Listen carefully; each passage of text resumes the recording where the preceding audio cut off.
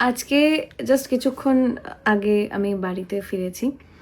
এবার নেক্সট সব কথা বলার আগে আমি জাস্ট একটা কথা আবার বলবো, মানে আগেও বলেছি বাট আবারও বলবো যে আমি যেটা করেছি সেটা উচিত ছিল না, সেটা ঠিক ছিল না। ওই সময় আমার মাথা কাজ করছিল না, প্রচণ্ড বেশি আবেগপ্রবণ হয়ে পড়েছিলাম, প্রচণ্ড বেশি ভেবে ফেলেছিলাম, আর কিছুক্ষণের জন্য নিজেকে ভালোবাসতে ভুলে গেছিলাম। মানে নিজের কাছে নিজের প্রায়োরিটিটা তখন একদম কমে গেছিলো। তো যেটা তখন করেছি সেটা সলিউশন নয়। আমি অনেকে কমেন্ট করছো তোমরা যে এই ব্যাপারটাকে আমি প্রচার করছি, মানে যেটা আমি করেছি সেটাকে আমি প্রচার করছি, বাট আমি সেটা একদমই করিনি বা করতে চাইনি। আমার যে লাইফটা আমি কোলাঘাট থেকে করেছিলাম, তখন আমার সত্যি বলছি আমি মানে প্রচণ্ড একটা মেন্টালি প্রেশারের মধ্যে ছিলাম। মানে এরপরে কি হবে সেটা আমি খুঁজে পাচ্ছিলাম না, যে এরপর কি করব, এরপরে কি হবে। তো লিটারালি তখন আমি একটা ভুল করে ফেলেছি, আর সেটা হচ্ছে লাইফের সব থেকে বড় ভুল। এটা একদমই উচিত হয়নি আমার। আমি কোনোভাবে এই ব্যাপারটাকে স্প্রেড করতে চাইনি, মানে এই নিউজটা সবার কাছে পৌঁছাতে আমি চাইনি। আর এবার আসি হচ্ছে, আমি বারংবার আবারও বলছি আমার ভুল হয়েছে, এটার জন্য আমি এখনও মানে সত্যি আমি মন থেকে প্রচণ্ড আমার খারাপ লাগছে যে আমি এইভাবে ব্যাপারটাকে মানে আমি সবার কাছে পৌঁছাতে চাইনি। সবাই যেমন বলছে না যে বাচ্চারা দেখছে, আমি কাউকে বলছি না তোমরা এইটা সলিউশন, এই পথে যাও বা এই পথে এগাও, এটা সব থেকে বাজে একটা মানে সলিউশন। এটা মানে কোনো সলিউশনই না, অ্যাকচুয়ালি সব থেকে বাজে একটা ডিসিশন। আমি হসপিটালে যে কদিন ছিলাম সেই কদিনে আমি এটুকু রিয়েলাইজ করে ফেলেছি, সবার আগে নিজেকে ভালোবাসতে হয়। কারণ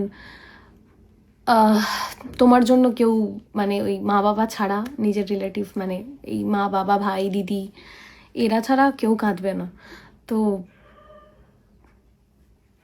এটাই যেটা করেছি সেটার জন্য আমি আবারও ক্ষমা প্রার্থী।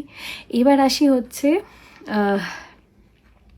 অনেকে বলছিলে যে কি করে বেঁচে গেল, মরে গেল না কেন, আমার জায়গায় অন্য কেউ থাকলে মরে যেত, আমি নাটক করেছি, এক্সপায়ার জিনিসপত্র ইউজ করেছি, তো অনেকে লিখছিলে। এবার ব্যাপারটা হচ্ছে, আর হ্যাঁ অনেকে বলছিলে যদি সব কিছু শেষ করারই ছিল তাহলে কেন বন্ধুকে মেসেজ করলো। আমি বন্ধুকে মেসেজ করেছি, সায়ককে আমি মেসেজ করেছি, একটাই কারণ ছিল, আমি জানতাম আমি কিছু কথা আমার পৌঁছানোর ছিল, সেটা আমার একমাত্র ওই একজন বন্ধু যে আমার মতো রাত চড়া 3টে, 3:30, 4টে অবধি জেগে থাকে। আমি জানতাম যে আমি ওকে বললে কথাগুলো আমার পৌঁছে যাবে। আমি মাকেও বলতে পারতাম, গাড়িতে মা ছিল, পাপাইদা ছিল, মধুমিতা ছিল, মানে আমার সাথে যে মেয়েটা যায় সবাই ছিল। কিন্তু আমার তখন কিছুই ইচ্ছা করছিল না যে আমি ওদেরকে এগুলো ইনফর্ম করি, তাহলে ওরা আরও মানে হুটোপাটা করবে। আমার তখন মনে হচ্ছিলো চলো এবার সব শেষ, বাট সেটা ভুল ছিল। তো আমি এই কারণেই বন্ধুকে মেসেজ করেছি যে আমার ওকে কিছু বলার আছে, যে আমি তোকে কিছু কথা বলবো, তুই কি মানে শুনবি, এটার বেসিসে ওকে মেসেজ করেছিলাম। তো ততক্ষণে মানে ও বলছে কি হয়েছে, তারপরে আমি ওকে বলি যে আমি এরম কিছু কাণ্ড ঘটিয়েছি। এবার ও আমার কথা শোনার আগেই ও মাকেও কল করেছে, মা বললো না ঘুমাচ্ছে, পাপাইদা বললো ঘুমাচ্ছে। একমাত্র মধুমিতা যে গাড়ি থামিয়ে দেখেছে যে কি হচ্ছে ভিতরে বা কী সিচুয়েশন, তো সেখান থেকে নিয়ে গিয়ে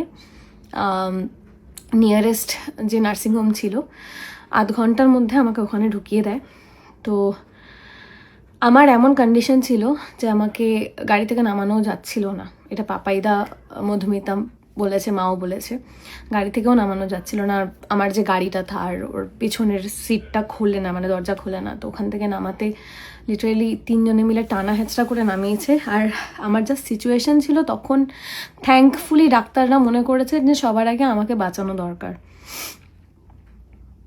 এবার আমি কি করেছি, কিভাবে করেছি, আমি এত কথাতে যেতে চাইছি না, যেটা করেছি ভুল করেছি, তাই আমি বারবার করে এই ব্যাপারটাকে তুলতে চাইছি না। কিন্তু যেটা নিয়ে তোমরা ট্রোল করছো, যে নাম্বারটা পার্টিকুলারলি নিয়ে তোমরা ট্রোল করছো বা যেটা নিয়ে বলছো যে সব নাটক করেছে এই ওই সেই, অনেকে বলছো আর অনেকে আমার আমার তখনের সিচুয়েশানটা বুঝতে পারছো।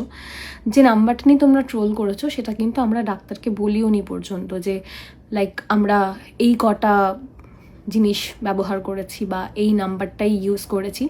সেটা ডাক্তাররা নিজেরা মানে চেক আপ করার পর সব কিছুর পর ওনারা ওটা প্রেসক্রিপশানে লিখেছে, ওটা প্রেসক্রিপশানে রয়েছে লেখা। এইবার আসি হচ্ছে মরে গেলাম না কেন। কারণ কিছু মানুষ না জেনে হয়তো কমেন্টটা লিখছো, জানি না কীভাবে লিখছো, বাট অনেক মানুষ আছে যারা আমার ফ্যামিলি ছাড়াও আমাকে, আমার এক্সটেন্ডেড ফ্যামিলি যারা আমাকে প্রচণ্ড পরিমাণে ভালোবাসে, যাদের এই কদিনে আমি ফোন পেয়েছি, কান্নাকাটি করেছে মায়ের কাছে ফোন করে। অনেকে বলেছে যে তোমার জন্য পুজো দিয়ে আসছি, মানে মাকে বলেছে তোমার মেয়ের জন্য পুজো দিয়ে আসছি, ও যেন সুস্থ হয়ে যায়, তাড়াতাড়ি মঞ্চে ফেরে। হয়তো ভগবান চাইছিল যে আমার আরও অনেক কিছু, মানে আমার গান যেটা আমার মেন ভালোবাসা, মানে এতদিনে আমার গানটা আমার কাছে সেকেন্ড প্রায়োরিটিতে চলে গেছিলো, এটাই হচ্ছে সমস্যা। তো যাই হোক, গান আমার প্রথম ভালোবাসা ছিল, তো সেই গানের জন্য হয়তো বেঁচে গেছি আমি। মানে গান নিয়ে আরও কিছু করার আছে মেবি, আর সবার ভালোবাসার জন্য বেঁচে আছি। তো কোনো নাটক আমি করিনি, কারণ তখন আমি জাস্ট এরপর কী হবে ভাবতে পারছিলাম না। কারণ আমি এই সিচুয়েশানগুলো ফেস করেছি এর আগেও। আমি এখন ডিটেলে কিছু বলবো না, কেন আফটার আ সার্টেন টাইম হয়তো তোমরা সব কিছু জানতে পারবে। এখন আমি এই সম্পর্কে কিচ্ছু বলবো না যে আমি কি হয়েছে বাড়িতে, কি না হয়েছে, কি সমস্যা, আমি আর ডিটেলসে এখন যাব না। বাট একটা টাইম পরে তোমরা, যেহেতু আমি তোমাদেরকে ফ্যামিলি মনে করেছি, এতদিন আমার ডেইলি ভ্লগের মাধ্যমে আমার লাইফস্টাইল তোমাদের সাথে শেয়ার করেছি, তো দরকার যদি পড়ে আমি পরে সব কিছু শেয়ার করব। তো এবার যেটা বলতে চাই সেটা হচ্ছে, নাটক আমি করিনি। আর প্লিজ তোমাদের এই মানে ট্রোল করছো করো, কারণ আমি এটুকু বুঝতে পারছি যে আমার মানে ভিডিও করে অনেকের অনেক লাভ হয়েছে, অনেকেরই হয়েছে, মানে ফলোয়ার্স বেড়েছে। তো আমার না, সত্যি বলছি, ছোটোর থেকে আমার কখনো নেগেটিভ পাবলিসিটি আমার ভালো লাগে না। আজ অবধি তেমন কোনো কাজ করিনি। তাহলে অনেক দিন আগে আমার কাছে অপশান ছিল, আমি না যখন আগে মডেলিংও করতাম বা যাই করতাম, মানে আমি বলছি না যে আমি কারোর রুচি নিয়ে কোনো কথা বলছি না, বাট আমার ভিডিওতে অনেকে ঢুকে লিখছো দেবলিনার সাজগোজ ভালো না, ড্রেস আপ সেন্স ভালো না। কোন দিকটা দিয়ে মনে হয়েছে? আমি মানে যে জামা কাপড় ক্যারি করতে পারে সে পরে, কোনোটাতে খারাপ নেই, কিন্তু আমি কখনো এই ইন্ডিয়ান বা এথনিক ছাড়া আমি খুব একটা জামা কাপড় পরি না। হ্যাঁ, এবার স্টেজে অনেক সময়, কিন্তু তাও যা পরতে হয়, নয় ফুল স্লিভ, নয় এই ওই সেই। কিন্তু কিসের বেসিসে তোমরা বলছো যে আমার জামা কাপড় ভালো না? আমি জানি না, আমি কমেন্ট পেয়েছি এরকম অনেকেই লিখছো। আর এবার আসি হচ্ছে, এবার সরি টু সে আমাকে টানতে হচ্ছে যে পাইলটের সাথে আমার ইয়েটা ভালো যায় না, কি বলে, মানে বলো না টার্মটা, স্টেটাস। তো সেখানে স্টেটাসটার কথাটা যদি বলতে হয়, সেটা আমি বলি যে হ্যাঁ, ও ভালো কাজ করে। আমি যে জায়গাটাতে রয়েছি সেখানে আমি নিজে দাঁড়িয়েছি। ক্লাস 8-এ যখন পড়ি আমি, তখন থেকে আমি সংসার টানছি।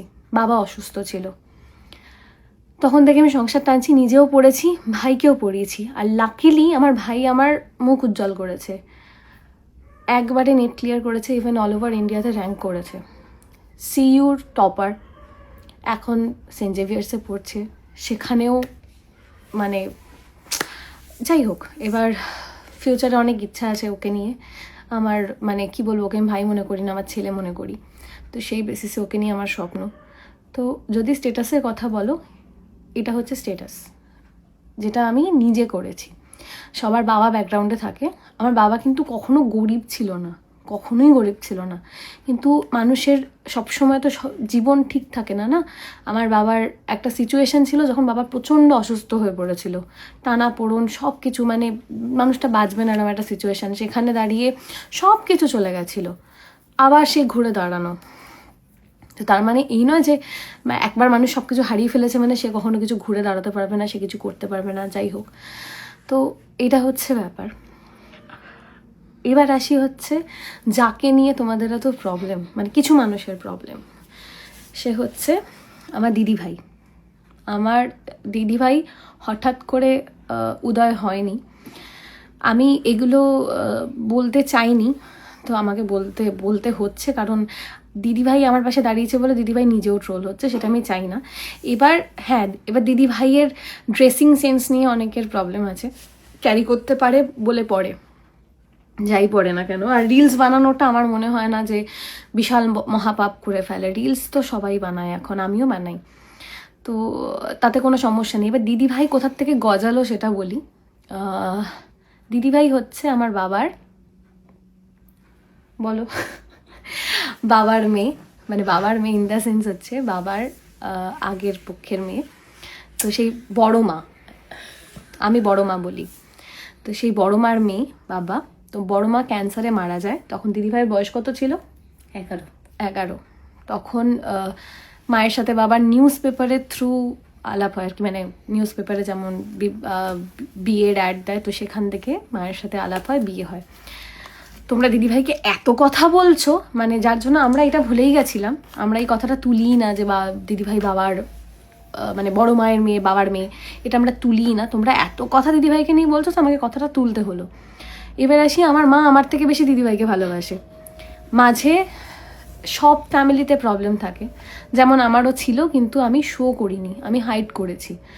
এই কারণে হাইড করেছি, আমি লং টার্মে ভেবেছি যে আমি এগোবো ব্যাপারটা, আমি এখানে শেষ করবো না, যেভাবেই হোক। কারণ ছোট থেকে পাড়ার কাকিমারা, আমার মা, সবাই, মানে মেয়েদের যাদের সিনিয়র মহিলাদের দেখেছি সবাই আমাকে শিখিয়েছে মেয়েদের সহ্য করতে হয়। আমিও করছিলাম সহ্য, আমি সব কিছু মেনে নিচ্ছিলাম যে না ঠিক আছে, আমি এটাকে ঠিক টেনে নিয়ে যাব, যে যাই বলুক, আমার যত সমস্যাই হোক, যত ফ্রাস্ট্রেটেড আমি হই, আমি ঠিক টেনে নিয়ে যাব। আফটার আ সার্টেন টাইম আমি পারিনি, তারপরে এত ঘটনা। তা আমি সবসময় সবাইকে নিয়ে ভালো থাকার চেষ্টা করেছি। এবার যেহেতু মানে দিদিভাইয়ের সাথে আমাদের কি হয়েছিল, দিদিভাইয়ের এরকম দিদিভাইয়ের বিয়ে হয়ে গেছে, এখন দিদিভাইয়ের একটা ছেলে রয়েছে, অনেক বছর আগেই হয়েছে। তো মানে মাসি হচ্ছে এখন, মানে একদম কুল মাসি, আমার ওই ভিডিও করে দিচ্ছে এখন উল্টো দিকে বসে। তো মাঝে একটা ডিস্টেন্স ক্রিয়েট হয়, সেটা অনেক দিন আগের ঘটনা। তো তারপরে মানে দিদিভাইয়ের সাথে কিন্তু যে আমাদের যোগাযোগ ছিল না তা নয়, দিদিভাইয়ের সাথে দেখা করতাম, হ্যাঁ হয়তো কখনো ভ্লগে নিইনি, দেখা করতাম, আমরা কফি খেতে যেতাম, দিদিভাইয়ের বাড়িতে যেতাম, দিদিভাইয়ের গলা খিচুড়ি খেতাম, গলা পোলাও খেতাম, সরি খারাপ ছিল না, এটা দোষ ছিল না, ওটা চালের দোষ ছিল না, ওটা রান্নার দোষ ছিল, ভীষণ বাজে। তো আমরা খেয়েছি, মানে দিদিভাই বাড়িতে যাতায়াত ছিল, বাট আমার ভ্লগটা বিয়ের কিছুদিন আগে থেকে শুরু করা, তো সেই বেসিসে দিদিভাইকে কোনোদিন আমার দেখানোও হয়নি। আমি সেরকম মানে ফেসবুক ইনস্টাতে সেরকম অ্যাক্টিভও ছিলাম না যে আমি দেখাবো। যবে থেকে ভ্লগ শুরু করেছি তোমরা দেখে থাকবে, ইভেন আমার বিয়েতে যে লজ্জা বস্ত্রটা সেটাও দিদিভাই ধরেছিল, তোমরা জানি না কেউ নোটিস করেছো কিনা। হ্যাঁ, শাখা পলাটাও দিদিভাই পরিয়ে দিয়েছিল, হঠাৎ করে এসে উদয় হয়নি। তো এটা হচ্ছে ব্যাপার। এবার হচ্ছে যাই হোক, এটা হচ্ছে আমাদের ফ্যামিলি, আমরা এরকমই। আমাদের এখানে ওই মানে তোমরা যেরকম বলছো উদয় হয়েছে, আমাদের এখানে ওরকম সমস্যা নেই। না, ভাড়া করা দিদি আমার নয়, আমার নিজের দিদি, নিজের রক্তের দিদি। আর আমি এখনো জোর গলা এটা বলবো যে আমার মা আমার থেকে বেশি দিদিভাইকে ভালোবাসে। সেটা নিয়ে ছোটবেলায় আমি প্রচণ্ড রাগ করতাম, এটা মানতে কোনো ক্ষতি নেই। মায়ের একটাই বক্তব্য ছিল যে আমি তোর দিদিকে দেখে এসছি, আমি সবসময় ওকে ভালোবাসবো। ইভেন এখনও ধরো আমার সাথে দিদিভাইয়ের একটু কথা কাটাকাটি হলো, আমি ভালো, আমি আর ফোনই করবো না, তো ফোনটা সবার আগে মায়ের থেকে চলে যায়, কী হয়েছে রে এরকম করে চলে যায় সলভ করার জন্য। তো এটা হয়। তো যাই হোক, এইবার হচ্ছে আমার অনেকে লিখছো না যে এত মাখো মাখো সম্পর্ক, কি করে কি সমস্যা হয়ে গেল। ব্যাপারটা হচ্ছে বিয়ের আগের কমিটমেন্ট আর বিয়ের পরের কমিটমেন্ট যদি সেম থাকে সমস্যা হয় না। বিয়ের আগে তোমার কমিটমেন্ট একরকম, বিয়ের পরে কমিটমেন্ট চেঞ্জ হয়ে গেলে তখন সমস্যা। এটা আমি সবাইকেই বলছি, যেটা তোমরা বিয়ের পর মেনটেন করতে পারবে না সেই কমিটমেন্টে যেও না। বিয়ের আগে যে কমিটমেন্টটা করবে, বিয়ে করার জন্য ধরো কমিটমেন্ট করছো, সেটাকে বিয়ের পরে মেনটেন করো, তাহলে তোমার জন্য অন্য কোনো, মানে তোমার অপোজিটে যে মানুষগুলো রয়েছে তাদের হার্ট ব্রেক বলো, তাদের কি বলবো, এই ট্রমাটাইজড হওয়া এগুলো হবে না, সব ক্লিয়ার থাকবে। ওকে, এবার হচ্ছে অনেকে এটা বলছে যে যখন মাকে নিয়ে, আমি একটা কমেন্ট আমি দেখেছিলাম, একটা মহিলারই কমেন্ট, মাকে নিয়ে এত সমস্যা যখন মাকে ছেড়ে দিলে না কেন?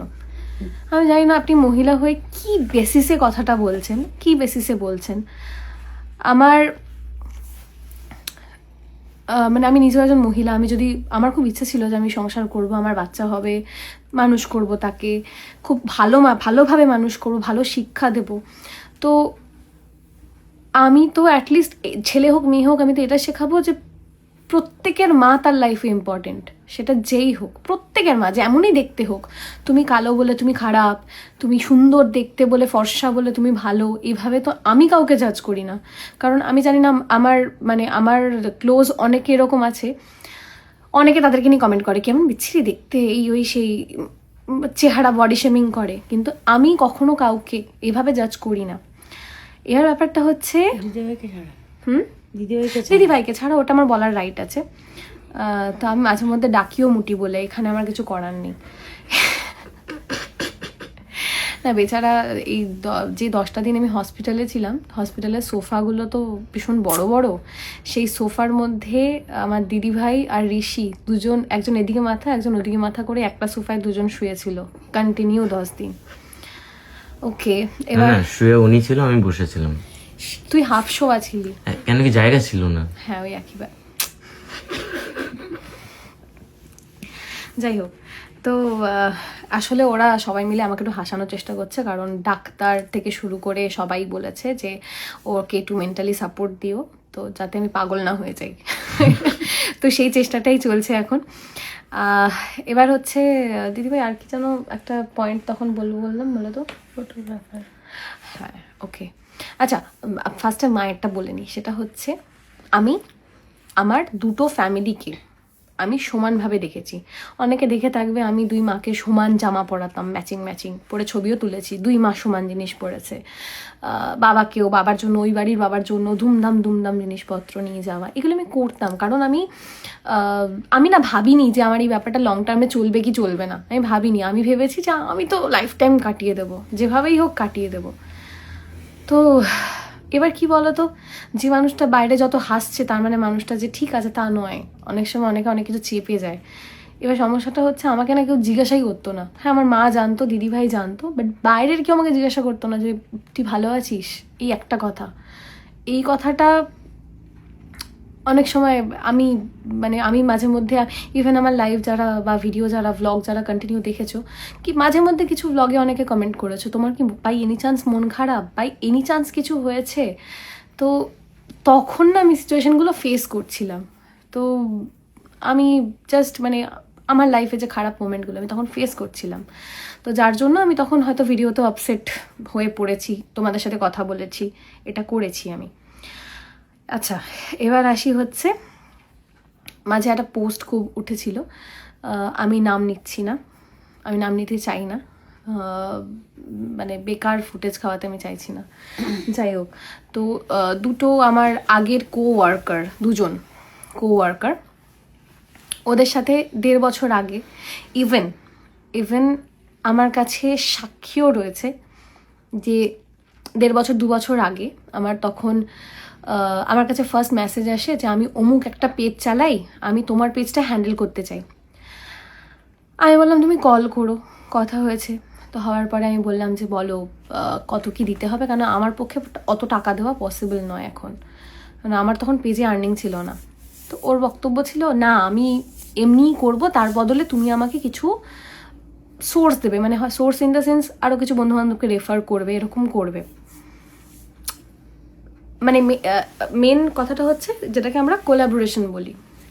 আমার তো এখন কারোর সাথে কোলাবোরেশন করতেও ভয় লাগছে, মনে হচ্ছে সবাইকে দিয়ে লিখিয়ে নেবো যে না তুমি এটা কোলাব করছো। তো যাই হোক, এবার তো সেরকমই কথা ছিল, আমার পেজ হ্যান্ডেল করতো। আমি একদম মিথ্যা কথা বলবো না, খুব ভালোভাবে নিজের কাজ করেছে, নিজেই নিজের ভিডিও আমার ভিডিওগুলো নিজে এডিট করতো, করে আপলোড করে দিত, পেজে রিচ বাড়ে, আমার পেজে ফলোয়ার্স আসে আমার, তো এইভাবে চলছিল। আমি তো ওকে যখনই জিজ্ঞেস করতাম কত কি টাকা দেবো, তখন ওর বক্তব্য ছিল আমার কিছু লাগবে না দিদি। তো এই কিছু লাগবে না বলতো বলে আমি একবার একটা হেডফোন কিনে দিয়েছি, কানের হেডফোন। মানে আমার সামনেই বলছিল যে হেডফোন হারিয়ে গেছে না কি জলে পড়ে গেছে সামথিং। তা আমি ওই একটা মল আছে না যেখানে শুধু ইলেকট্রিক্সের জিনিস পাওয়া যায়, কি বলে ইলেকট্রনিক্স মল, হ্যাঁ মানে শুধু ইলেকট্রিক্সের জিনিস পাওয়া যায়, ই মল না? ই মল। তো ওই ই মলে নিয়ে গিয়ে আমি একটা হেডফোন কিনে দিয়েছিলাম, জামা একটা হুডি কিনে দিয়েছি, মাঝে মধ্যে টি শার্ট পাঠাতাম, আই থিঙ্ক একটা ঘড়িও দিয়েছিলাম, আমার এখনো ক্লিয়ারলি মনে নেই, অনেক 2-3 বছর আগের কথা। তো এইভাবে চলছিল। এইবার কি হলো, হঠাৎ করে একদিনকে আমাকে বললো যে তুমি তো রিল করতে পারো, তুমি রিল করো না কেন, তাহলে ইনস্টাগ্রামে ফলোয়ারটা গেইন হবে। তখন আমার ইনস্টাগ্রামে 70-75 সামথিং কিছু একটা 70-75 হাজার ছিল। আমি বললাম যে কি রিল করবো? বললো কেন, তুমি ছোটো ছোটো গানের রিল বানাও যেমন সব সিঙ্গাররা করে। সত্যি কথা বলতে বুদ্ধিটা আমাকে ওই দিয়েছিল, তার জন্য থ্যাংক ইউ। তো তুমি রিল বানাও না কেন, রিল বানাতে পারো। তো আমি বলেছিলাম যে ঠিক আছে। তখন আমি বললাম যে কে, তুমি করে দেবে? বললো হ্যাঁ আমার ক্যামেরা আছে, আমি করে দেবো। এবার আমার গানের রিল শুরু হলো, ওই তুমি কি জানো, কেউ আড়ালে বসে, এরকম অনেকগুলো গান, বেশ ভালো ভালো গান। তো সেক্ষেত্রেও ওর সেম বক্তব্য ছিল যে তোমাকে কি পেমেন্টের কথা বলো, পেমেন্ট লাগবে না। কিন্তু আমার কাছে এখনও স্ক্রিনশট আছে, 3,000, 2,000, 3,500 এরকম করে টাকা আমি পাঠিয়েছি ওকে। এবার আমি তারপর ঠিক করলাম যে আমার যে বন্ধু নীল ছিল ওর সাথে ডান্সের কটা ছোটো ছোটো ভিডিও রিল করব।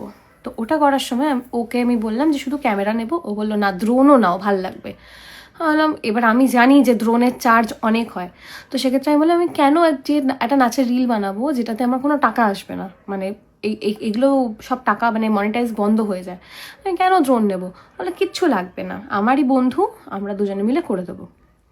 ঠিক আছে। তো সেই বেসিসে হলো। এবার আমার কাছে হ্যাঁ এখন বলতে পারো আমি এগুলো লিখিত নিইনি, আমার কাছে লিখিত কিছু নেই, কিন্তু আমার সাথে তখন যারা কাজ করতো প্রত্যেকে জানতো যে আমরা কোলাবেই করছি, কারণ এটা কোলাবোরেশনেরই কাজ ছিল। অনেকে লাস্ট টাইম মানে কমেন্ট করেছিল যে অনেকে মানে আমার চেনা জানার মধ্যে অনেকে লিখেছো আমি জানি, কি করে জানলে আমি জানি না। বাট যাই হোক, আমি এবার থেকে তো আমি কোলাবোরেশনও লিখিয়েই নেবো পাক্কা যে তুমি কোলাব করছো। তো মানে শিক্ষা হয়ে গেছে আমার।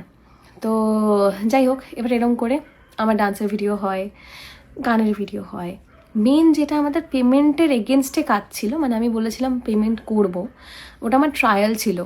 মন্দারমণি যাব বলেছিলাম, এগেইন সেখানে আমি নীল আর ইভেন মন্দারমণির একটা মডেল ছিল প্রলয় বলে, আমরা দুটো গান নিয়ে গেছিলাম। একটা হচ্ছে মন মানে না, আর একটা হচ্ছে রাতুমে জাগায়া। এবার সেই গানটা তো আমি রিলিজই করতে পারিনি, মানে রিলিজ হয়নি এটা এখনও। যাই হোক, তো কারণ আমি বলতে চাই না, তখন তারা নিজেদের মধ্যে ছিলেন না, কি করেছে আমি আর বলতে চাই না। আমি কমেন্ট করেছিলাম তো সেই নিয়ে বহুত বাড়াবাড়ি হয়েছে, তো আমি এই জন্য এখন বলতে চাইছি না যে তারা কি করেছিলেন। কিন্তু মন মানে না শ্যুটটা কোনো রকমে এডিটে আমি নীল আমার মা তিনজনে এডিটে গেছিলাম, আমরা কোনো রকমে মন মানে নাটা বের করেছি। বাট আরেকটা গান কোনোভাবেই বের করা যায়নি। বিচে বসে ঘামছে, হাত শেক করছে, এরমভাবে কাজটা তখন কমপ্লিট হয়নি, মানে কোনো রকমের শ্যুটটা হয়েছিল, বাট আমি সেটা ছাড়ার মতো কন্ডিশন ছিল না। সে গানটা আমি এখনও ছাড়িনি, সেটা আমি হয়তো নেক্সট 2-3 মাসের মধ্যে আমি শ্যুট করে হয়তো ছাড়বো। তো যার জন্য যাই হোক, এবার তখন ওখানে দাঁড়িয়ে হোটেলে দাঁড়িয়েই আমাকে বলা হলো যে এরকম কিছু পেমেন্ট করে দাও দিদি। এবার যাই হোক, এখন আমাদের এত অনলাইন ট্রানজ্যাকশন হয়, 2-3 বছর আগে অবধি আমি এত অনলাইন ট্রানজ্যাকশন করতাম না। ইভেন মোস্ট অফ দ্য শোয়ের হচ্ছে ক্যাশ পেমেন্ট হতো। এখন আমি যে দাদার সাথে কাজ করি সত্যজিৎ দা, বেশিরভাগটা মাঝে মধ্যেই অনলাইন করে দেয়, খুব রেয়ার হয় ক্যাশ করে, না হলে তখন আমাদের কাছে ক্যাশই থাকতো। তো আমি কিছু টাকা তখন ক্যাশও করেছিলাম, যেটা হচ্ছে ওই মন মানে না পেমেন্ট হিসাবে স্বরূপ ছিল। যাই হোক, এইবার আমাকে যখন আমার স্লিপ ডিস্ক হয় 1.5 বছর আগে, তখন নাকি ওরা মেসেজ করে। এবার ওই সময় আমার স্লিপ ডিস্ক হয়েছে, মায়ের সাথে কথাও বলেছিল নাকি, মা বলেছিল হসপিটালে আছে ফোন করবে। তখন আমি 3 মাসের জন্য বেড রেস্টে ছিলাম, এটারও প্রুফ আমার কাছে, সেটা সবাই জানতো। আমি তখন 3 মাসের জন্য বিছানায় শুয়ে শুয়ে কাঁদতাম, বন্ধুরা এসে দেখা করে যেত, আমি উঠতে পারতাম না, শুধু শুয়ে থাকতাম সোজা হয়ে। তো ওই সময় ওরা মাকে কল করেছিল, বলেছে যে এরকম তো বেড রেস্টে রয়েছে, তো যখন একটু সময় দাও আমি বলবো। যাই হোক, মাথা থেকে বেরিয়ে গেছে। এই 1.5 বছরে ওদের মনে হয়নি যে আমাকে একবার পিং করুক যে তোমার কাছে টাকা পাই। ইভেন ওই আমার স্লিপ ডিস্কের ঘটনার পরেও ওই দুটো ছেলের মধ্যে একটা ছেলে মাঝে মধ্যে অর্গানাইজারও হয়, মানে শো অর্গানাইজ করে। ওর আমি একটা শোতেও গেছিলাম, দেখা হয়েছিল। ওখানেও ওর মনে হয়নি ও আমাকে বলবে যে আমি তোমার কাছে টাকা পাই বা সামথিং কিছু। হঠাৎ করে মানে যে টাকাটা পাওয়ার কথা নয়, কারণ কোল্যাব ছিল, তবুও সে টাকাটা পাই, তখন তার মনে হয়নি যে কথাটা আমাকে বলবে। কোন যুগে একটা মেসেজ করে রেখেছে, আমি এখনও তোমাদের হোয়াটসঅ্যাপ খুলে দেখাতে পারি। মোটামুটি 1500 থেকে 1600 মেসেজ পেন্ডিং রয়েছে। তুমি ফোনই করে নিতে, আবার করে নিতে, একটা ফোন করতে আমাকে। এই 1.5 বছরের মধ্যে ওদের মনে হয়নি, শোতে দেখা হয়েছে তখনও মনে হয়নি। হঠাৎ এখন যখন দেবলীনা নন্দিনী সবাই টানা হিচড়া করছে, মানে যে মোমেন্টে দেবলীনাকে বোঝানো হচ্ছে যে তুমি বেঁচে গিয়ে ভুল করেছো, তুমি মরলে না কেন, মানে আমি যে ট্রমাটার মধ্যে থেকে চলছি বা যেটা যেটা যেটা আমি ফেস করছি, আমার মাথার মধ্যে যেগুলো যেগুলো চলছে, কিছু লোক আছে সেগুলোকে আরও বেশি করে প্রেশারাইজ করছে, না ঠিকই ছিল, করে নাও। তো যাই হোক, সেই সময় তাদের মনে হয়েছে তারা একটা ভিডিও বানাবে যে আমাদের টাকা মেরে দিচ্ছে। আবার লাস্টে কমিকও হয়েছে, দেবলীনা নন্দী সারা জীবন হাসপাতালে থাকে। আসলে কি বলতো, আমার বাবাও হাসপাতাল তৈরি করেনি, শ্বশুরমশাইয়েরও হাসপাতাল ছিল না, তো মানে কোথাও এমনি এমনি কি শুয়ে থাকা যায় না। আর সরকারি হাসপাতালে না, তার মধ্যে এরকম কিছু কেস হলে, মানে যে কাজটা আমি ঘটিয়েছি, এরকম কিছু কেস হলে এমনি এমনি থাকা যায় না। পুলিশের কাছে খবর যায়, পুলিশ এসে এনকোয়ারি করে, এনকোয়ারি করার পরে তারপরে যা প্রসিডিওর তা হয়। আর আমার ক্ষেত্রেও তাই হয়েছে। আমি কোনো বড় মহান মানুষ নই। হ্যাঁ, আমাকে দেখতে অনেকে হসপিটালে এসছে, তো সেটা নিয়েও অনেকের সমস্যা রয়েছে, কারণ আমি তাদের শো করি, ভালো সম্পর্ক, তাই তারা এসছে। তারা অনেককেই দেখতে যায়, কিন্তু আমাকে নিয়ে মাথা খারাপ হয়ে গেছে, কারণ আমি মেয়ে। আমার চরিত্রে দোষটা দেওয়া তোমাদের আগে দরকার, কিছু মানুষের, সবার জন্য নয়। আমি মেয়ে, ওরা দেখতে এসছে মানে আমি হচ্ছি নেক্সট ওদের শয্যার সঙ্গী। এটা তোমরা মেনশন করতে চাইছিলে, আমি কমেন্ট দেখেছি, এই তো পেয়ে গেছে, আমি দেখেছি। তো আমি এটাই বলবো, মেয়ে বলে তার চরিত্র খারাপ, এটা প্লিজ বলা বন্ধ করো। আমাকে সবাই ভালোবাসে, সবাই দেখতে এসছে, প্রচুর মানুষ এসছে, প্রচুর মহিলা দেখতে এসছে যাদেরকে আমি চিনি না পর্যন্ত। মাকে ফোন করেছে, দিদিভাইকে ফোন করেছে, হসপিটালে দেখতে এসছে আমাকে। যাই হোক, এবার বেশ কিছু মহিলা আমাকে মেসেজ করছে তোমার কাহিনীর সাথে আমার কাহিনী মেলে। তারা বুঝতে পারছে যে আমার মধ্যে থেকে কী চলছে, আমার মধ্যে দিয়ে কী চলছে। যারা হসপিটালে দেখা করতে এসে তারাও বলেছে যে 2 বছর 3 বছর ধরে নাটক করেছি, আমরাও পারিনি, আমরাও সেম বেরিয়েছি। হ্যাঁ, আমি আবারও বলছি, যেটা আমি করেছি সেটা ভুল, সেটা সলিউশন নয়। কিন্তু তখন আমি কিছুই বুঝতে পারছিলাম না যে কি করা উচিত। যাই হোক, হ্যাঁ, কোথায় ছিলাম, আমিও ভুলে গেছি। যাই হোক, এবার হচ্ছে, হ্যাঁ, তো চরিত্র নিয়ে কথা বলাটা বন্ধ করো। আর আবারও শায়কে ফিরছি। বিয়ের অনেক আগে থেকে বলছিলিস কোনটা? কোলাবোরেশন। ও কোলাবোরেশন, সরি, শায়কে পরে আসছি। কোলাবোরেশন, হ্যাঁ। তো যাই হোক, এবার কোলাবোরেশনে তো আমার আর বিশ্বাস নেই। যাই হোক, এবার তারপরে আমি ওদের 3000, 2500, 3500 এরকম প্রচুর, 800 এরকম অনেক পেমেন্ট করেছি। কিন্তু যেদিনকে ওরা ভিডিওটা বানায় তার আগের দিন বা সেদিনও ওদের কোনো ফোন আমার কাছে আসেনি। যেই দেখলো দেবলীনা নন্দী হসপিটালে, দেবলীনা নন্দী এখন টপিক, সবাই মিলে ছিঁড়ছে, চলো আমরাও, মানে ছিঁড়ছে মানে হচ্ছে গিয়ে সবাই আমাকে টানা হিচড়া করে ছিঁড়ছে আর কি। তো মানে একদম আমার তো একদম অনলাইন অপারেশন করে দিয়েছে সবাই। তো বেশিরভাগই কন্টেন্ট ঠিক আছে, মানে আমার যাই হোক। তো বেশ কিছু মানুষ ভালো কথা বলেছে আমাকে বুঝে, বেশ কিছু খারাপ বলেছে। তখন ওদের মনে হয়েছে ভালো বললে তো আমরা ভিউজ পাবো না, খারাপটাই বলি। তো ওরাও বলেছে, ওদের যেটা মনে হয়েছে ওরা বলেছে। আর লাস্টে গিয়ে কমিক করেছে, ইভেন আমার ছবিটাকে বিকৃত করে, মানে কার্টুনাইজ করে অনেক কিছু করা হয়েছে। তো যাই হোক, তো তারপরে সেদিনকেই যখন আমি ভিডিওটা আমি দেখিনি, আবারও নাটের গুরু আমাকে পাঠিয়েছে, হচ্ছে শায়ক। এই ভিডিওটা শায়ক পাঠিয়েছে আমাকে। তো আমি হঠাৎ করে দেখলাম একটা টুং করে বাজলো, দিদিভাইকে বললাম দেখো তো ফোনটা। দিদিভাই বললো শায়ক কিছু একটা মেসেজ করেছে। দিদিভাইকে বললাম খোলো। দিদিভাই খুলে বললো যে কিছু একটা তোকে নিয়ে এরকম ভিডিও বেরিয়েছে। আমি দেখলাম, লাস্টে দেখলাম ওদের বক্তব্য দেবলীনা নন্দী সারা জীবন হসপিটালে থাকে। মানে আমি ভাবছি আমি হসপিটালে কত টাকা দিয়েছি, মানে ভাবতে পারছি না। আমার সব ইনকাম মানে হসপিটালে আমি দিয়েই আসি সব সময়, রোজ যাই। তো এবার হচ্ছে আমি সেই মোমেন্টে, মানে ওরা তার মধ্যে আবার কি, ওরা স্ক্রিনশটে আমার ফোন নাম্বারও শেয়ার করেছে, সেটা ওদের ভুল নয়, ওরা মানবে না। তো এইসব নিয়ে দিদিভাই তখন বলে আমি থানায় গিয়ে একটা জিডি করে আসি। দিদিভাই গেছিল থানাতে, থানার বাইরে দাঁড়িয়ে আমি দিদিভাইকে বললাম 2 মিনিট হোল্ড করো, কারণ ওরা আমাকে কি মনে করেছে জানি না, আমি ভাই বলতাম। তো আমি চাই না এই ব্যাপারটা টানা হিচড়া হোক, টানা পূরণ হোক, কোনো দরকার নেই। আমি একবার ফোন করি। আমি তার আগে আমি অনেকবার মানে ওদের ভিডিও দেখার পরে অনেকবার কল করেছি, দুজনের কেউ ফোন ধরার প্রয়োজন মনে করেনি।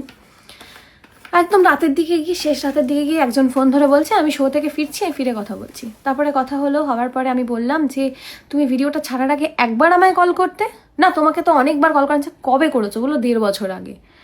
আমি বললাম তখন আমি কোথায় ছিলাম? না তুমি তখন হসপিটালে ছিলে। আমি বললাম ও মানে আমার স্লিপ ডিস্ক অপারেশনের সময় ওদের তখন মনে পড়েছে, আবার এখন মনে পড়েছে, তার মাঝে ওদের মনে হয়নি যে চাই, যেখানে দেখাও হয়েছে। তো যাই হোক, এই টাকাটা কিন্তু মানে আমার দেওয়ার কথা ছিল না, বাট স্টিল আমি ওদেরকে বললাম আমি তোমাদের কত টাকা দরকার। ওরা যে টাকাগুলো আমার কাছ থেকে পেয়ে গেছে, 3,000, 2,500, 3,500 হোয়াট এভার যা যা পেয়ে গেছে, স্ক্রিনশট আছে, তারপরেও ওই প্রত্যেকটা কন্টেন্টের টাকা অ্যাড করে আমাকে 53,000 টাকার একটা লিস্ট পাঠায়। মানে তখন ওই আমি যে টাকাগুলোতে দিয়ে দিয়েছি 3, 3.5, 2.5 হোয়াট এভার যেগুলো দিয়ে দিয়েছি ওগুলো মাইনাস হয়নি, সব সমিত 53,000 টাকা। আমি 53,000 টাকাই ওদেরকে পাঠিয়ে দিয়েছি। দেওয়ার পরে আমি ওদেরকে বললাম যে আমি পাঠিয়ে দিচ্ছি, কিন্তু তুমি আগের ভিডিওটা ডিলিট করবে। আচ্ছা বাই দ্য ওয়ে, এর মাঝখানে ওদের কাছে মানে আমার তরফ থেকে যেহেতু আমি কথা বলছিলাম না, অনেকে কল করেছে যাতে ওদেরকে বুঝিয়ে ডিলিট করা যায়। এখন ওরা যাই হোক কিছু না কিছু এটা নিয়ে মানে ওরা উল্টো এটা নিয়ে থ্রেড দিচ্ছে, বাট এখানে আমারও যে থ্রেড দেওয়ার জায়গা আছে কিন্তু সেটা করিনি। তোমরা অনেকে বলছো না কি থ্রেড দিয়ে ভিডিও ডিলিট করেছো, ওখানে ওদের নেক্সট ভিডিওটা যেটা ছিল। যাই হোক 53,000 টাকা আমি পেমেন্ট করার পরে আমি ওদেরকে বলেছি আমি কোনো কমপ্লেন জিডি কিচ্ছু করছি না, তোমরা শুধু আর একটা ভিডিও বানাও, মানে বলো যে আমরা 1.5 বছরের মধ্যে দেবলিনা দিদির সাথে কোনো কন্ট্যাক্টই করিনি, কোনো কথা বলিনি। ইভেন ভিডিওটা ছাড়ার আগেও দিদিকে যে একবার নক করবো দিদি টাকাটা পাঠাও সেটাও করিনি। তো আমি তো জানি আমার কাছে ওরা টাকা পায় না, কারণ একটা কাজ করেনি, আমি সেটার টাকা কেন দেব? আর বাকি যেগুলো আগের করেছিল সেগুলো কোল্যাপ ছিল। আমি যাই হোক মানে তাই ওদের বক্তব্য ছিল। এখন আমাকে লিখিত নিতে হবে এবার থেকে যাদের সাথে কোল্যাপ করবো, কারণ আমার কাছে তো এটার প্রুফ নেই, বাট আমার টিম মেম্বার্সরা জানে যারা আমার সাথে এতদিন ধরে চলেছে। আমার মেকআপ আর্টিস্ট বলো, আমার গাড়ির দাদা বলো, আমার যে আদার্স যে বন্ধু বান্ধব যারা আমার সাথে ভিডিওগ্রাফির কাজ করে, এরা প্রত্যেকে জানতো যে ওরা এইভাবেই আমার সাথে কাজ করছে। তো যাই হোক 53,000 টাকা দেওয়ার পরে ওদের আমি শুধু বললাম তোমরা এইটা বলো যে আমরা দিদির সাথে কথা না বলে ভিডিওটা আপলোড করেছি, সেটা আমাদের একটা ভুল হয়েছে, বা এই সিচুয়েশনে আপলোড করাটা ঠিক হয়নি। মেল ইগো হার্ট হয়ে গেছে তখন ওদের, ওরা ডিরেক্টলি বলে দিল। আমার দিদিভাই ওদের সাথে কথা বলেছে, ইভেন একজন একটু ভদ্রভাবে কথা বলেছে, আর একজন একটু রুডভাবেই কথা বলছিল, তার জন্য দিদিভাইও চিৎকার করেছে। তো করার পরে আর সত্যি কথা বলতে তখন আমার সবে সবে ইনসিডেন্টটা ঘটেছে, আর আমার এখনো মানে মাথার মধ্যে প্রচুর চাপ। আমার কথাটা ছিল আমাদের পেমেন্ট দিয়েছো, আমাদের প্রাপ্য টাকা আমাদেরকে দিয়েছো, দয়া করোনি। হ্যাঁ কোনো দয়া করোনি। কিন্তু আমি সত্যি বলছি, বিশ্বাস করো, গানের দিব্যি কেটে বলছি, প্রথম থেকে লাস্ট অবধি বেশিরভাগটাই ওদের সাথে আমার কোল্যাপ ছিল। মানে এই যে ছোট ছোট রিলস ভিডিওগুলো ওরা নিজেরাই, এই বাইকের ভিডিও করছে, এই করছে, নিজেরাই করে দিয়েছে যে আমি করে দিচ্ছিলাম একটা করো, এগুলো ওরা মাথায় দিয়েছিল আমার। তার মধ্যে কিছু কিছু টাকা আমি দিয়েও দিয়েছি, কিন্তু সেগুলো ওদের আর মাথায় নেই। টোটাল 53,000 টাকার বিল পাঠিয়েছে, যে স্ক্রিনশটটাও এখন আমার কাছে আছে। আমার কাছে যদি ওদের হোয়াটসঅ্যাপের পুরোনো চ্যাটগুলো থাকতো আমি দেখাতে পারতাম, কিন্তু ওনাদের হচ্ছে হোয়াটসঅ্যাপ এনক্রিপ্টেড, বড় বড় মানুষদের মতো পুরোনো চ্যাট ডিলিট হয়ে যায়, যেটা আমার এনক্রিপ্টেড আজ অব্দি নয়, সবার পুরোনো চ্যাট থাকে। তো ওদের এনক্রিপ্টেড, তাই পুরোনো চ্যাট নিই না, আমি সেটাও দেখিয়ে দিতাম যে কি ওদের সাথে আমার কথাবার্তা কি হয়েছিল। তো ভিডিওটা আপলোড করার পরে ওদের বক্তব্য তোমরা হচ্ছে প্রাপ্য দিয়েছো, দয়া করোনি। তো আমি এরকম ভিডিওতে কিছু বলবো না, আমি শুধু বলবো টাকাটা পেয়ে গেছি, তাও উইথ ফুল অ্যাটিটিউড। টাকাটা পাওয়ার পরে ওরা পরের দিন মানে ওদের পুরো 24 ঘন্টা টাইম লেগেছে আর একটা ভিডিও করতে, কারণ লোকের কাছে পৌঁছাক যে টাকাটা দেয়নি। তো সেখানে গিয়ে পরের দিন ওরা ভিডিও করে বললো আমরা টাকাটা পেয়ে গেছি, সব হয়ে গেছে, সলভ হয়ে গেছে, এরকম ওরকম সেরকম। তার মধ্যে ঢুকেছে কিছু নিউজ চ্যানেল। তোমাদের কাছে আপডেট থাকে দেবলীনা নন্দী কার টাকা দেয়নি, এই আপডেটটা থাকে না যে টাকাটা পেয়ে গেছে। তোমরা সেই টাকা পেয়ে যাওয়ার পরেও পুরোনো আপডেট দিয়ে যাচ্ছ টাকা দেয়নি, সেটা নিয়ে অনেকে খিল্লি করছে, হাহা হি করছে, মানে কেন আমি বুঝি না। আমি চরিত্রের দোষ, সেখানেও চরিত্রের দোষ, কি নাকি টাকা দিই নাকি চরিত্র খারাপ, আমি নাকি এইভাবে চলে, কিসের জন্য, কেন চলবে এভাবে চলে না আমার। আমি শুধু তাদের কাছে থ্যাঙ্কফুল যাদের কমেন্ট বা যাদের মেসেজ দেখে আমি একটু স্ট্রং হয়েছি, কারণ আমি প্রচণ্ড পরিমাণে ভেঙে পড়েছিলাম, ইভেন এখনও ভেঙে রয়েছি আমি। এগেন স্ট্রং থাকতে হবে, সবাই মিলে বলছে মাথা সোজা রাখো, স্ট্রং থাকো, কিছু হয়নি, আরও বেটার কিছু হবে, সামনে অনেক কিছু পড়ে আছে। তো আমাকে স্ট্রং থাকতে হবে, আমি স্ট্রং আছি। কিন্তু বেশ কিছু মানুষের কমেন্ট আর বেশ কিছু মানুষের মেসেজ, বেশ কিছু মানুষের কল আমাকে এই জায়গাটা দাঁড়াতে সাপোর্ট করেছে, তাদেরকে অসংখ্য ধন্যবাদ মন থেকে। আর যারা কাদা ছোড়াছুড়ি করছো, প্লিজ এবার বন্ধ করো। আমি এরকম নেগেটিভভাবে আমি ট্রেন্ডিংয়ে থাকতে চাই না, প্লিজ বন্ধ করো। আর আমার এখন পার্সোনাল লাইফে আর যাই হবে, মানে আমার এই কি বলবো ম্যারিটাল লাইফে যাই হবে, আমি এখন আর এই নিয়ে কোনো আপডেট দেবো না, এই নিয়ে কোনো কথা বলবো না, কোনো নিউজ মিডিয়া কোনো পোর্টালে আমি আমার ম্যারিড লাইফ নিয়ে কোনো কথা বলবো না। যা হবে আফটার আ সার্টেন টাইম, যদি সুযোগ হয় বা যদি দরকার পড়ে তখন বলবো, বাট এখন আমি আর কোনো কথা বলবো না এই নিয়ে। হ্যাঁ, তা বলে যাদের আমার ভ্লগ নিয়ে সমস্যা, আমি ভ্লগ বন্ধ করব না, কারণ ভ্লগের থ্রু আমি অনেকের কাছে পৌঁছেছি, অনেকের সাথে কথা বলতে পারি। আর হ্যাঁ, মোদ্দা কথা আমার সংসারও চলে বলতে পারো, কেন অনেকে তো বলবে না যে টাকা আসে, বলো না। হ্যাঁ, টাকা আসে। এই আমাকে তোমরা কন্টেন্টে দেখিয়ে আমাকে ছোট করে তোমরা অনেকে টাকা কামিয়েছো না জেনে, অনেক অনেক বড় বড় ক্রিয়েটাররাও টাকা কামিয়েছে না জেনে, আমাকে ছোট করে কামিয়েছো। তো সেক্ষেত্রে আমিও টাকা ইনকাম করি, কারণ আমার প্রফেশন এটা। যাদের এটা প্রফেশন ছিল না, এই কয়েকদিনে এটা তাদেরও প্রফেশন হয়ে গেছে, 10 দিনে। যাদের ব্লগিং বা ট্রোল করা প্রফেশন ছিল না, এখন তারাও প্রফেশনাল ব্লগার আর ট্রোলার, তারাও করছে। তো যাদের পেজ মনিটাইজ ছিল না, মনিটাইজ হয়ে গেছে। কিন্তু আমার আর্নিং সোর্স এইগুলোই, আমার ফেসবুক, আমার ইউটিউব, আর আমার শো, আর আমার ক্লাস অবভিয়াসলি। তা আমি ভ্লগ বন্ধ করব না, ভ্লগ আমি করব, কিন্তু এখন আমি একটু ঘেটে রয়েছি, একটু স্ট্রং থাকার চেষ্টা করছি। এখন মেডিটেশন করব, শুরু হবে জাস্ট মানে মাথা ঠান্ডা রাখার জন্য। ফ্যামিলি নিয়ে যেমন বেরোচ্ছি আমি এইগুলো টুকটাক শেয়ার করব, বাট এখন না। আফটার আ সার্টেন টাইম অনেকে বলছিল যে আবার ভ্লগে ফেরো, আবার নর্মাল লাইফে আসবো, বাট একটা টাইম পরে, কারণ এখন আমি সত্যি ঘেটে গেছি, একটু ঘেটে আমি রয়েছি। একটু ঠিক হই, মাথাটাকে গুছিয়ে নিই যে না, আমার সাথে এবার এটা হতে চলেছে, তারপরে আমি আবার বেশ কয়েকটা দিন পরে আমি আবার সব শুরু করব। ওয়ান্স এগেন ও আচ্ছা, সায়ককে নিয়ে আমার শ্বশুরবাড়ি বা আমার হাজব্যান্ডের কোনো প্রবলেম ছিল না, এটা ওরা যদি এখন অস্বীকার করে আমি জানি না, মনে হয় না করবে, বিকজ ওদের কোনো প্রবলেম ছিল না। এরমও হয়েছে আমি, সায়ক, প্রবাহ 3 জন একসাথে ঘুরতে বেরিয়েছি। তো বেকার ওকে টেনে এনো না, ওকে টেনে এনে আমার ক্যারেক্টারে আবার দাগ দিও না।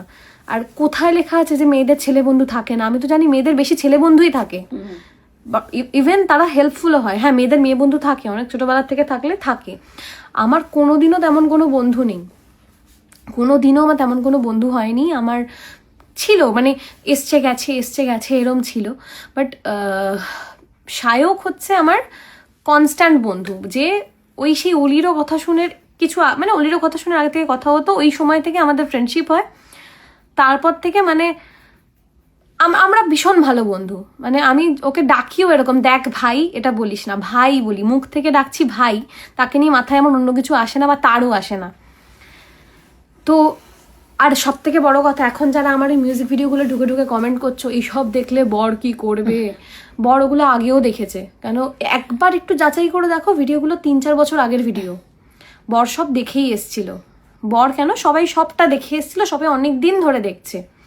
আর সত্যি কথা বলতে, আমার যদি সায়ককে বিয়ে করার থাকতো, বা সায়কের যদি আমাকে বিয়ে করার থাকতো, আমাদের তো আটকানোর কেউ নেই, আমরা অ্যাডাল্ট। কিন্তু আমরা ওইভাবে দুজনকে দেখিনি, আমরা ওই ডাকি ভাই, দেখ ভাই, এই ভাই। বন্ধুত্বের সম্পর্কে নোংরামি আসে না সবসময়, মানে সবসময় গিয়ে আসেই না। বন্ধু মানে মেয়েদেরও ভালো ছেলে বন্ধু থাকতে পারে, ছেলেদেরও ভালো মেয়ে বন্ধু থাকতে পারে। যেমন সায়ক আমার বন্ধু, খুবই ভালো বন্ধু।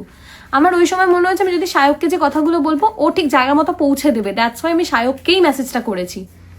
আর কোনো ব্যাপার নেই, ওকে টেনে এনো না, দয়া করে টেনে এনো না। আমার চরিত্র নিয়ে তো প্লিজ বন্ধ করো, আমি আর পারছি না। তো এইটাই বলছি, যাদের যাদের কন্টেন্ট বানানোর ছিল এবার শেষ করো, হয়ে গেছে। নতুন কোনো টপিক খোঁজো, পেয়ে যাবে। কিন্তু আমার ম্যারিটাল লাইফ নিয়ে আমি আর কোনো কথা বলবো না। দিদি আর কুটনি মা সে ছাড়ো, সে কুটনি দিদি নামটা পছন্দ হয়েছে আমার। এই ওটা না থাক। ওটা ভালো, ওই হ্যাঁ, নামটা কুটনি থাকুক, দিদিটা কুটনি থাক। দিদিটা ভালো লেগেছে। আসলে মানে কি বলতো, সত্যি কথা একটু হাই হাই করে জোরে জোরে চিৎকার করে বললে মানুষ কুটনি হয়ে যায়, কিছু করার থাকে না। তো এটা হচ্ছে ব্যাপার। তখন কারোরই মাথার ঠিক ছিল না, ওরা যে এরকম চিৎকার করে করে হাই হাই করে করে বলেছে, তবে তখন কারোর মাথার ঠিক ছিল না, তো চিৎকার করে লিটারালি বলেছে, তার জন্য সে কুটনি। ঠিক আছে, নামটা পছন্দ হয়েছে আমার, আমি না নেক্সট টাইম থেকে কুটনি দিদি বলেই ডাকবো, কোনো অসুবিধা নেই। তো ব্যাপারটা হচ্ছে এবার বন্ধ করো, আর ভালো লাগছে না, অনেক দিন হলো। এবার আমি একটু নর্মাল লাইফে ফিরতে চাই, আমি একটু নর্মাল থাকতে চাই, কেন আমি জানি এইবার একটা বড় সড়ো, মানে কি বলবো, মাথাটাকে বড় সড়ো জায়গার জন্য আমাকে প্রিপেয়ার করতে হবে, একটা জায়গায় ফিক্সড করতে হবে, যেন এবার আমি এগুলো করবো, বা নিজের কাজ নিয়ে আমাকে একটু কনসেন্ট্রেট করতে হবে। তার জন্য এবার বন্ধ করে দাও। আমি ফেসবুক খুলে আমি আর নিউজে থাকতে চাইছি না, শেষ করো। যাদের যাদের কন্টেন্ট করার ছিল হয়ে গেছে, এবার শেষ করো। আর কিছু তো বলা নেই। ওয়ান্স এগেন যারা হচ্ছে আমার এই লাস্ট ডিসিশনটার জন্য যারা হার্ট হয়েছো, যারা আমাকে জাজ করছো, তাদের কাছে ওয়ান্স এগেন সরি, বিকজ আমি সত্যি জেনে বুঝে আমি এটাকে প্রমোট করতে চাইনি যেটা আমি করেছি, বা আমি চাইনি যে এটা সবার কাছ অবধি পৌঁছাক। শুধু আমি তখন ফ্রাস্ট্রেটেড হয়ে গেছিলাম, ওই আবেগপ্রবণ, তখন ভাবার ক্ষমতা আমার চলে গেছিলো, তাই করে ফেলেছি। বাট এটা ইটস নট আ সলিউশন। সবার আগে নিজেকে ভালোবাসতে হবে, সেটা আমি বুঝেছি, ফ্যামিলিকে ভালোবাসতে হবে, আর এখন আমি সেটাই করছি, সেটাই করব। আর লাস্ট কথা, সবাই ভালো থেকো।